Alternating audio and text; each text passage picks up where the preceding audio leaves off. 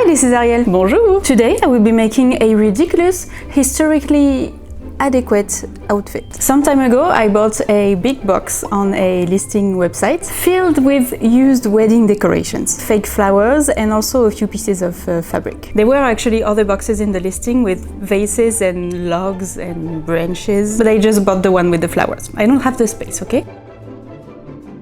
No. Almost all of it was very pink and I thought it was perfect to make one of the many costumes on my list. This one, this dreamy watercolor by the Japanese artist Sakizo. So this box led to the Rococo project and I already made the wig and all the undergarments. Dans mes poches. If you want to check those videos after watching this one. So I have hundreds of plastic flowers, a bunch of ugly polyester fabric, so let's try to make something pretty out of it. Transition. I have taken all my fabrics and I'm trying to figure out where to put them because I don't have that much of it and I want to use the worst ones. So here I'm just playing with the placement. I have 3 meters of this cotton, which I think I'm going to use for the bust and all the places where it's close to my skin because polyester. I have this I want to use on the chest because it's part of an old bedsheet for my mom. This ugly polyester fabric for the main skirt. And this horrible polyester thing I think I'm going to use for the base of the petticoat. And also all the places that have flower decoration. And I'm going to use this because I think it's the perfect color to tie the pink and the purple together. Yes, it's my Rapunzel dress. I will link the video because this might be the last time that you see it alive. Bye! I also have 1 meter of this gorgeous fabric and very expensive. And the color is just perfect on those fabrics. But first, I'm not sure if I want to use this very expensive thing to go on my all polyester dress. And also, this design is already kind of tacky. If I add sparkle, it won't make it better. I'm really surprised to say that. Since the original drawing is a watercolor, I think if I don't use sparkle, it will make the whole thing look a bit more eerie. Do you see what I mean? This will go back to the stash for another project. Okay, so the plan is to start with the bodice, because I know exactly which fabric to use. But the rest... shiny plastic. So ugly! So ugly! This pattern I made some time ago for my robe à la française. I don't buy patterns and it's mostly because I am cheap. Sleeve, shoulder, the back, the front and the stomach. I want to adapt the shape a little bit, so I'm making a mock-up using some old bedsheet. Little trick to cut your fabric. Magnets. I have traced the seam allowance here, but you don't have to do this. And then you have a guide when cutting.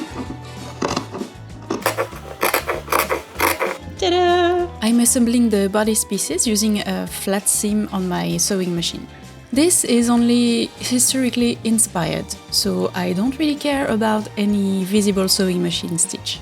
I mean, these fabrics are not fooling anyone. So ugly! And I ironed the seam flat and beautiful.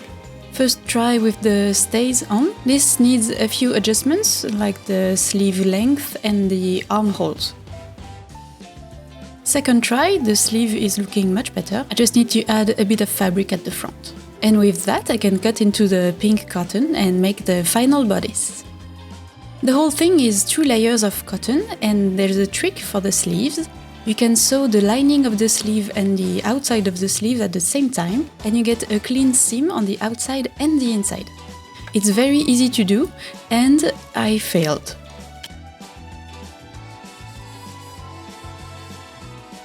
Okay, now it works. And now I assemble the sleeves with the bodice and the bodice lining at the same time. And the base of the bodice is done. Now I can start on the skirt of this dress. I put the side hoops on my mannequin and I'm trying different bum rolls that I made. Because this will not be a robe à la française, I don't have enough fabric for that. There will not be like the big pleats at the back. But I don't want the dress to be too flat from the side, so I'm adding a bit of booty.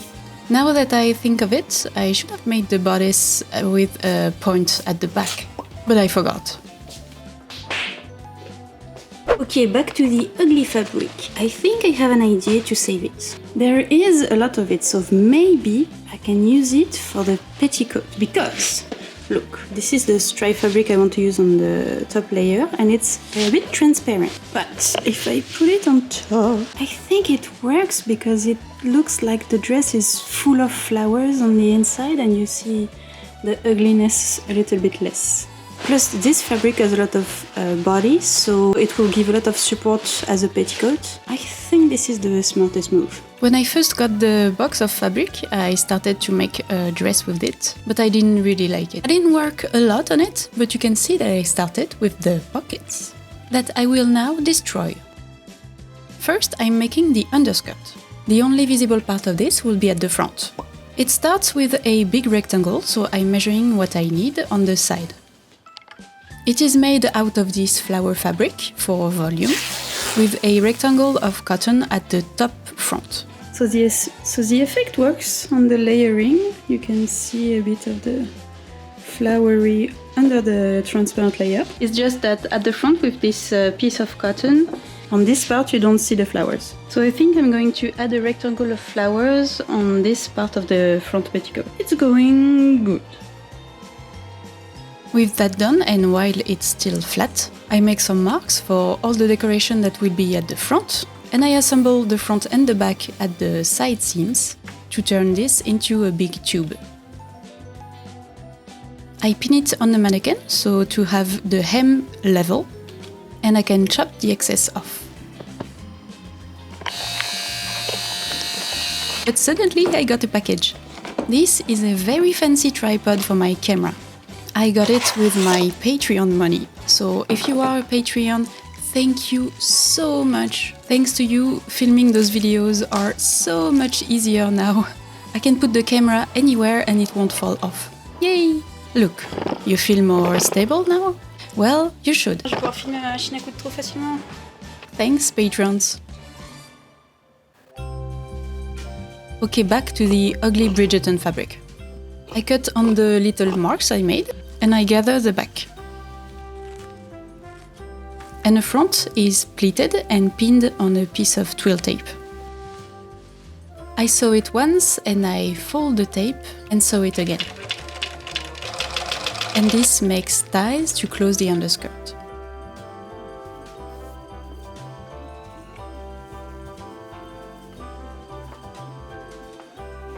Now, the overskirt. I'm using the stripes on the fabric as guides to make my pleats. And I pin that over the first skirt to check how much I need.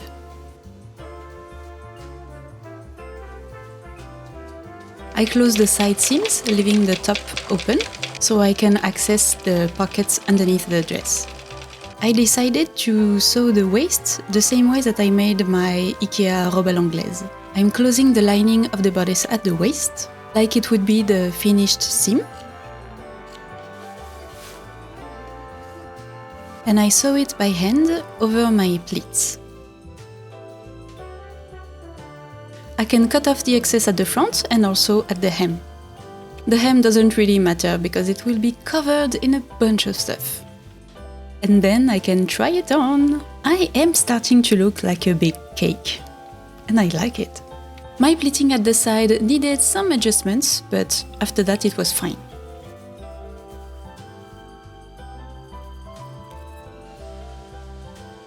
I adjusted the waist and the shoulder seam. Wow. And finally it was time to decorate. Let's start with murder. I'm trying to decide where to put the decoration with what I have in fabrics. And it's ugly. It's so ugly. So I think I'm going to change a lot of colors from the drawing. I think the center will be all pink. This should go here. So I have kind of a purple going on just on the outside dress, and the inside dress will be all pink. Let's try that. This should work, and I have enough. So you see, the outside should be a little more purple, and maybe I can do an ombre with the flowers, and the center will be all pink. I think that's how I can make it work. Oh, I don't know if it's going to be classy. I doubt it. but I think it's going to be cute and especially fun. Here is the plan. I'm making it more pink than purple because of the fabrics I have. And also I'm adding ruffles at the bottom. I'm getting rid of the flowers at the waist because I don't like it. I don't like the wrists either. These things will be shorter and I want them filled with some flowers. Also I didn't make bangs on my wig. Is that a mustache? Okay, so this is a bigger project than I thought. I'm going to split it into 2 videos because the decoration is a big part of this and I have a lot of flowers to sew. And I have days of editing.